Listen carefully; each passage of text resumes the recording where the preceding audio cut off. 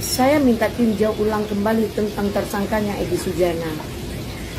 Apa yang menjadi kolerasi Egy Sujana ditersangkakan? Dalam hal ini, Egy Sujana tidak masuk pada masalah-masalah ijazah S1 yang dilakukan oleh tim dan beberapa hal yang lain. Hari ini Roy Suryo CS resmi ya ditetapkan menjadi tersangka. Cuma karenanya gini doang loh teman-teman. Pak Jokowi ijazahnya asli apa palsu sih? Gila nggak? Rakyat cuma nanya langsung dikerangkeng. Padahal secara logika simple banget bos. Kalau memang tuh ijazah asli ya udah tinggal tunjukin aja tuh ijazahnya ke publik. Selesai, kelar, nggak usah berlarut-larut seperti ini ya. Apalagi sampai ke jalur hukum. Roy Suryo sama teman-temannya tuh nggak bakalan divonis bersalah kalau Jokowi nggak ngasih lihat ijazahnya sekaligus membuktikan keasliannya. Terus gue tanya lagi, bukannya si Bambang Tri itu dulu divonis penjara padahal Jokowi nggak pernah ngebuktiin ijazahnya di pengadilan? Kok bisa gitu? Jawabannya dia, yang gue sampein itu kan kalau menurut hukum di Indonesia. Kalau hukum di negara ini kan ya lu tahu sendiri lah. Itu ridha Allah itu. Biar kalian tahu, woi rakyat Indonesia yang mendukung Roy Suryo, jangan koplak, ya. Jangan ikut-ikutan stres kalian. Yang mau ketawa, yang mau menangis silahkan ya. Tulis aja di kolom komentar ya. Kalian tim mana? Tim dukung atau tim gimana? Kalau emak sih ya gimana ya. Soalnya waktu kemarin-kemarin tuh emak mikir kayak gini ya. Kok polisi lama banget nanganin kasus kayak gini ya. Orang kayak gini kok dibiarin ngomong sembarangan gitu.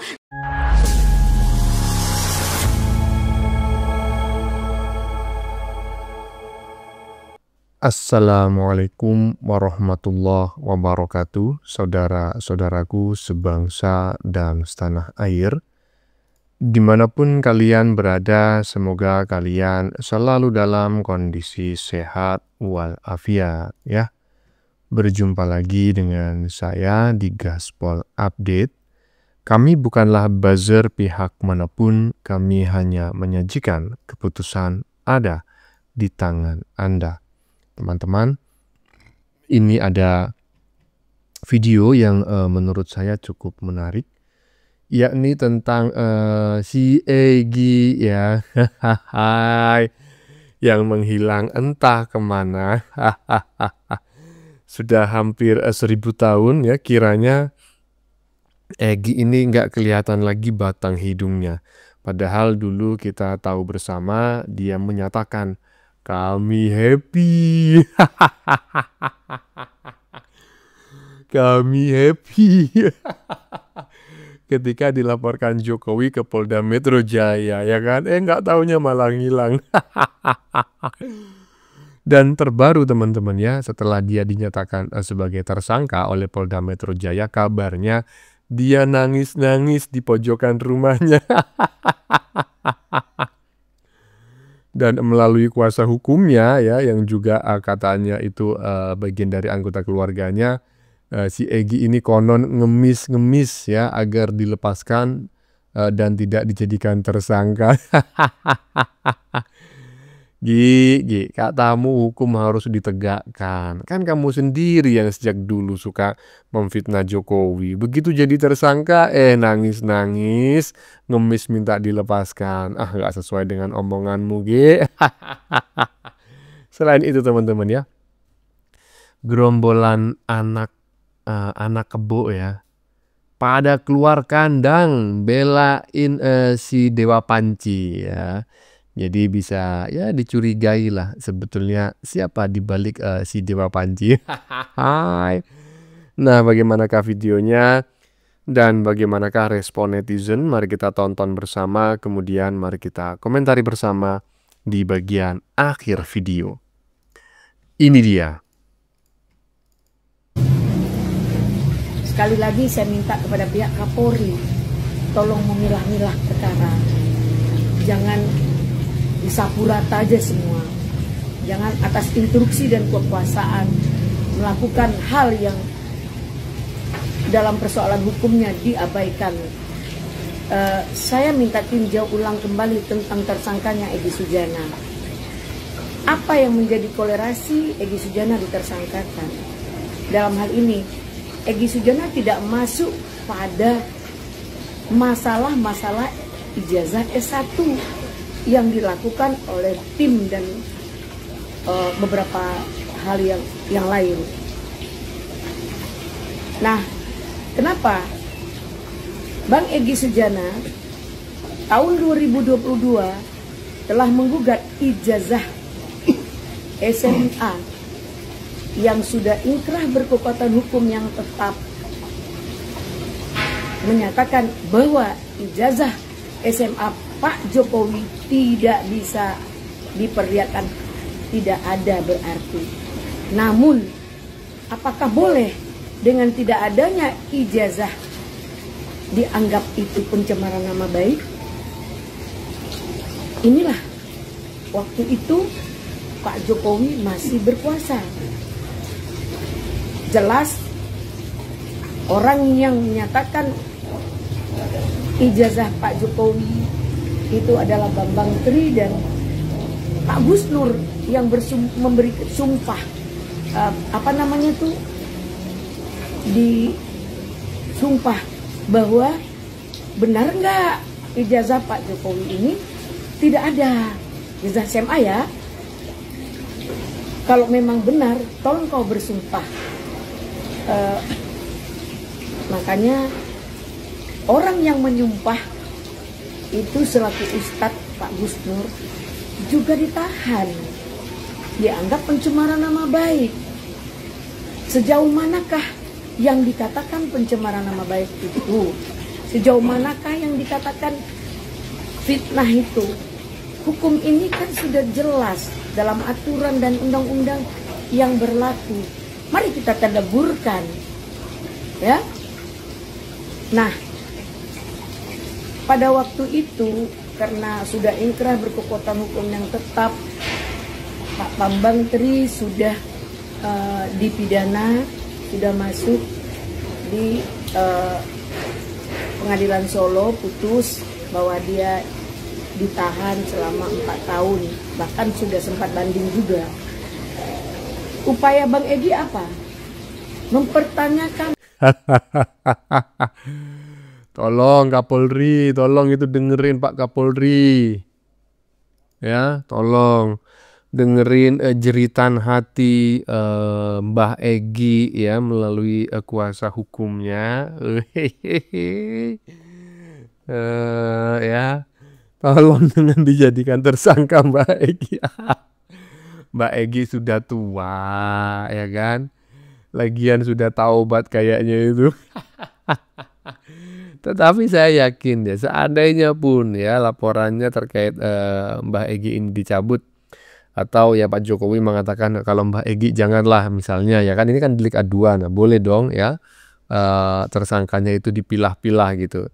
Kalau misalnya Mbah Egy ini lepas dari jerat hukum, saya yakin gitu loh, 1 bulan 2 bulan yang akan datang kambuh lagi dia. Kami happy, nggak taunya melarikan diri. Jadi tersangka, ngemis minta dilepasin, aduh. Lanjut. Hari ini Roy Suryo CS resmi ya ditetapkan menjadi tersangka. Cuma gananya gini doang loh teman-teman. Pak Jokowi ijazahnya asli apa palsu sih? Gila nggak? Rakyat cuma nanya langsung dikerangkeng. Padahal secara logika simple banget bos. Kalau memang tuh ijazah asli ya udah tinggal tunjukin aja tuh ijazahnya ke publik. Selesai, kelar, nggak usah berlarut-larut seperti ini ya, apalagi sampai ke jalur hukum. Tapi memang agak lain negara kita ini ya, aneh tapi nyata. Dan yang paling anehnya ya ini, ijazahnya bukan dipublish tapi rakyat bertanya malah dikerangkeng. Ini bukan cuma ngawur bos, ini biadab secara politik. Sejarah bakal mencatat pertama kali terjadi mantan presiden memenjarakan rakyatnya sendiri cuma karena nih rakyat pengen tahu satu kebenaran, bukan makar, bukan korupsi, cuma nanya ijazahnya asli apa palsu. Biadab banget kan? Dan lucunya semua ini muncul pas rakyat lagi ribut nih soal pemakzulannya si Gibran, soal utang proyek soal nepotisme kekuasaannya keluarga si Jokowi. Tiba-tiba boom lagi kasus ijazah. Aduh, apa benar ini kebetulan? Masa iya sih kebetulan terus tiap ada masalah gede yang lagi dialamin sama si Jokowi dan keluarganya. Dan sekarang dengan tegas gue mau nanya ke Kapolri dan Kapolda, kenapa sih kalian ini nggak minta si Jokowi langsung untuk nunjukin tuh ijazah aslinya? Kenapa malah rakyat yang bertanya yang jadiin tersangka? Ini kan jalan paling gampang buat buktiin satu kebenaran. Atau jangan-jangan kalian semua ini takut sama kekuasaan, takut kursi kalian goyang. Hukum tuh harusnya buat melindungi rakyat, bukan buat ngelindungin penguasa, apalagi seperti si Jokowi. Tapi sekarang yang terjadi malah sebaliknya. Yang jujur dibungkam, yang nanya dijemput, yang berkuasa diam. Dan jujur aja gue juga mulai mikir nih, jangan-jangan tiba-tiba besok gue pun dijadiin tersangka cuma karena ngomong kayak gini. Karena sekarang udah menjadi rahasia umum ya, yang bersuara di negeri ini tuh dianggap musuh. Ya kayak contoh Del Pedro Marhen dari Lokataru juga kan, juga sekarang lagi di penjara gitu ya. Nadiem Makarim, ya udahlah banyak banget. Pak Jokowi, kalau ijazah itu memang asli ya sudah Pak tunjukin. Kalau enggak berhenti pakai hukum buat nutupin kebenaran Pak. Karena satu hal yang rakyat udah mulai sadar, yang palsu bukan cuma ijazahnya, tapi juga demokrasinya. Dan buat gua kejadian ini benar-benar biadab sebiadab-biadabnya. Aduh gila ya, rakyat nanya satu kebenaran, ingin membuktikan benar enggaknya, bisa dikerangkeng di Hotel Prodeo. Lu pada emang biadab, lu emang bangke. Dan buat Jokowi, nanggung lu kalau lu menjarain mereka. Tanggung banget, udah sekalian aja lu bunuhlah mereka. Bangke lu Jokowi, biadab lu Jokowi. Dicebokin, tukang cebok muncul ya kan. Tukang cebok, kok sekarang kau nyebokin si maling, si Dewa Panci ya kan, mencurigakan. Karena biasanya kalian itu nyebokinnya itu Mama Ketum, nyebokinnya itu Sekjen Moncong Kura-Kura. Nah kok sekarang Dewa Panci kalian cebokin, atau jangan-jangan memang Dewa Panci itu menjalankan misi dari mama kalian ya. Ada lanjut. Roy Suryo sama teman-temannya udah resmi dijadikan tersangka dalam kasus ijazah palsunya Jokowi. Menurut gue ini bagus, karena ntar pengadilan bisa ngebuktiin ijazahnya Jokowi itu sebenarnya asli atau palsu. Dan jujur, dari semua isu yang nyerang Jokowi, cuman urusan ijazah palsu ini dong yang awalnya gue nggak percaya. Tapi karena ngelihat penjelasan ilmiah dari Roy Suryo sama teman-temannya, plus respon Jokowi dan pendukungnya yang ribet, terus muter-muter nggak karuan, lama-lama gue jadi mikir, jangan-jangan ijazah Jokowi itu beneran palsu. Kalau kata temen gue yang ngerti hukum, Roy Suryo sama teman-temannya tuh nggak bakalan divonis bersalah kalau Jokowi nggak ngasih lihat ijazahnya sekaligus membuktikan keasliannya. Terus gue tanya lagi, bukannya si Bambang Tri itu dulu divonis penjara, padahal Jokowi nggak pernah ngebuktiin ijazahnya di pengadilan? Kok bisa gitu? Jawabannya dia, yang gue sampein itu kan kalau menurut hukum di Indonesia. Kalau hukum di negara ini kan, ya lu tahu sendiri lah, kelihatan kayak punya si Jokowi. Dan yang berlaku ya hukum Jokowi, bukan hukum negara. Ya, dengan status tersangkanya ini, para termul emang lagi pada happy-happy semua nih. Tapi ini justru bakalan membuat Roy Suryo sama teman-temannya jadi di atas angin. Karena seandainya nanti di penjara, headline-nya tuh jadi keren. Yaitu di penjara karena melawan Jokowi. Itu bakalan jadi kebanggaan buat mereka. Tapi kalau ternyata pas di pengadilan itu terbukti ijazahnya itu palsu, apakah ada yang berani menjarain si Jokowi? Apa lo? Aduh, ini orang ya. Jujur aja teman-teman ya. Saya misalnya sekarang ngomong gitu ya, menyudutkan seseorang, ya ini menyudutkan aja dengan kata-kata yang bijak gitu, yang baik.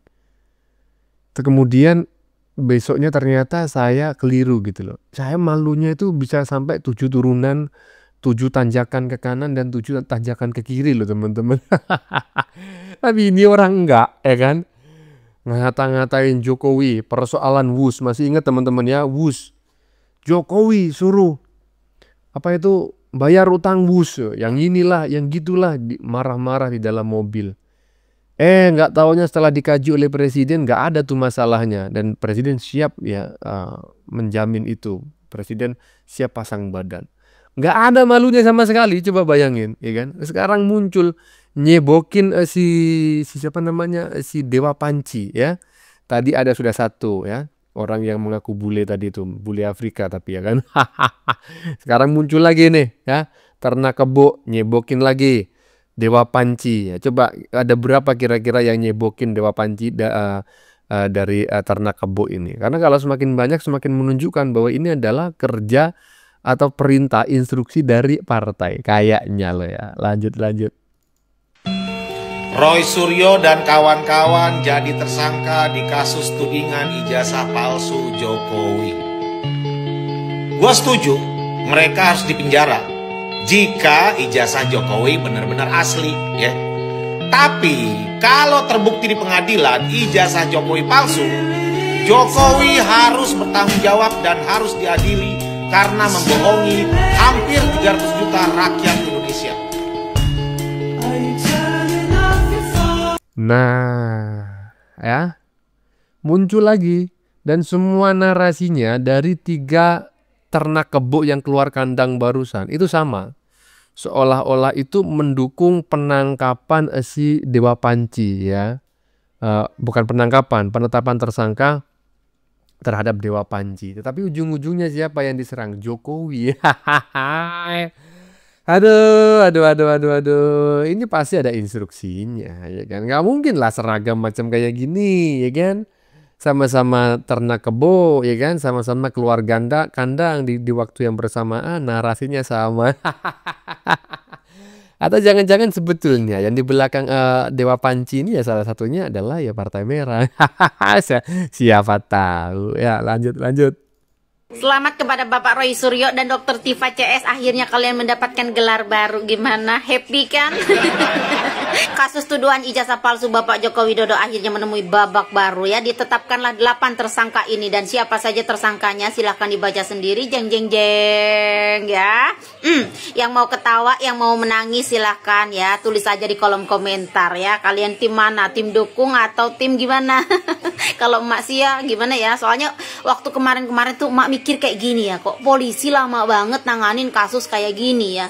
Orang kayak gini kok dibiarin ngomong sembarangan gitu, ngomong kayak argumennya tanpa dasar gitu.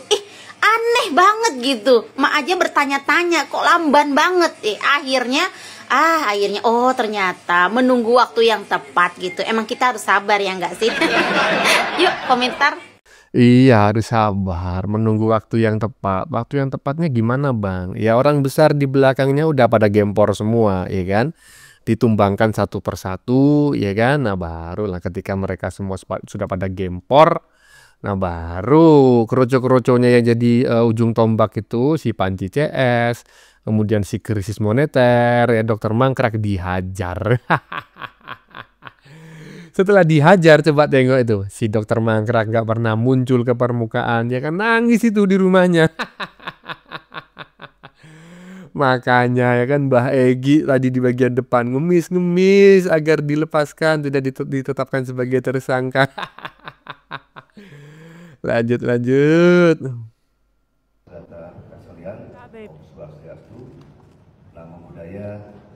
Ulang tahun, selamat ulang tahun buat Roy Suryo. Roy Suryo pulang dari Sydney, ulang tahun dia. Ya, dapat kabar gembira kalau dia ulang tahun hari Jumat. Roy Suryo itu ulang tahunnya hari Jumat. Ya, penetapan tersangka itu ulang tahun buat mereka, ya. Ya, mantap Pak Polisi. Kalau kami rakyat yang waras mendukung, ya. Raya-raya nang penjara, puas hatiku betul, ya. Pak Polisi pun mencari waktu itu pas. Waktunya bertepatan, ya, hujan dingin suasana ini. Ya, seharusnya kalau siang tuh panas, tapi ini dingin. Itulah keren. Itu ridha Allah itu. Biar kalian tahu, woi rakyat Indonesia yang mendukung Roy Suryo, jangan koplak, ya. Jangan ikut-ikutan stres kalian. Maju terus Pak Polisi. Korek sampai ke akar-akarnya. Hehehe, dengerin nih. Ini adalah sebuah nasihat yang menurut saya itu sangat tepat sekali, ya. Khusus kepada para pendukung Dewa Panci, ya, yang menganggap Dewa Panci ini benar, Dewa Panci ini pejuang, ya. Jangan koplak, kata netizen barusan. Jangan koplak, jangan mau kalian dibodohi gitu loh. Jangan ikut stres, jangan ikut gila. Mereka bisa saja melakukan semua ini karena mereka itu menjalankan misi dan itu nggak murah bayarannya. Nah, sementara kalian mendukung mereka, nggak ada yang bayar gitu loh. Kecuali kalian mendapatkan upeti, misalnya dukung Dewa Panci. Nah, nanti dikasihlah ada imbalannya sekian ratus juta. Nggak masalah, masih wajar ya kan. Walaupun kalian terlihat koplak kali ya kan mendukung orang yang salah, tapi minimal kalian mendapatkan imbalan. Nah, kalau kalian nggak mendapatkan apa-apa, kemudian kalian mendukung orang-orang dungu itu, aduh. Selamat ulang tahun ya. Bagaimana menurut kalian? Keputusan ada di tangan Anda. Silakan tulis di kolom komentar baik Anda yang setuju maupun yang tidak setuju dengan isi konten ini. Sebelumnya saya memohon maaf ya jika dalam penyajian konten ini ada kata-kata yang menyinggung, kurang tepat penggunaannya, atau ada data yang dianggap keliru atau salah. Saya memohon maaf yang sebesar-besarnya. Kita jumpa lagi di lain video. Salam NKRI.